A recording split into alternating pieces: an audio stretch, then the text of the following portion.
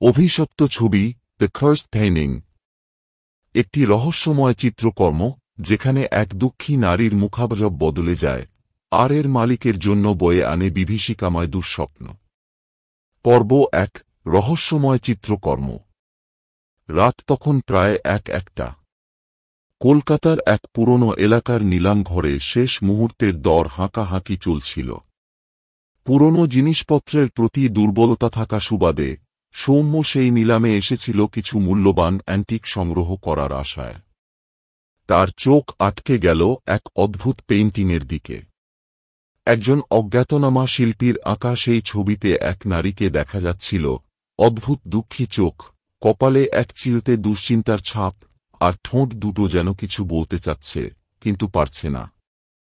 এই ছবির নিলাম শুরু হচ্ছে ৫,০০০ টাকা থেকে, ঘোষকের কণ্ঠ ভেসে এল। সৌম্য একরকম মোহগ্রস্তের মতো হাত তুলল।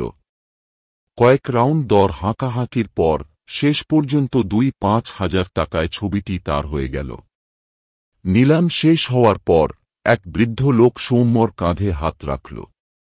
গলাটা ছিল কাঁপা কাঁপা, যেন সে কিছু বলতে চায় কিন্তু দ্বিধাগ্রস্ত। ছেলেটা, ছবিটা ভালো নয়, ওকে নিয়ে ঘরে আনিস না, বৃদ্ধ কেঁপে ওঠা গলায় বলল। সৌম্য হাসল, ভূতে বিশ্বাস করি না কাকু। পুরনো জিনিস মানে অলৌকিক কিছু নয়।